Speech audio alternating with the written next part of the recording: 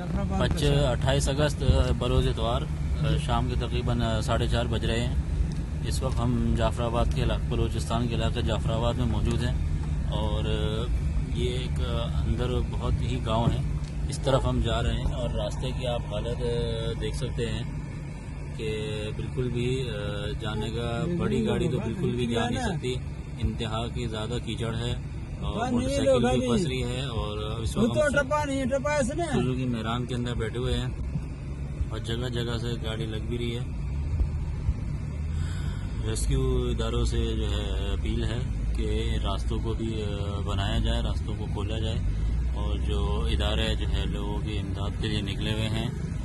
ان سے بھی درخواست ہے اس علاقے پہ فوکس کیا جائے۔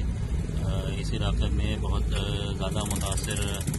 افراد ہیں، متاثر افراد بہت زیادہ ہیں، لوگوں کی تعداد بہت زیادہ ہے، لوگوں کے پاس کھانے پینے کے لیے سامان کچھ بھی نہیں بچا، سبزیاں وغیرہ بھی نہیں ہیں۔ تو درخواست ہے رفائی اداروں سے جو بھی کام کر رہے ہیں فیلڈ میں اس وقت، اس علاقے میں ضرور پہنچیں، اس علاقے کے بارے میں اس علاقے میں ضرور پہنچیں اور یہاں کے لوگوں کی مدد کریں۔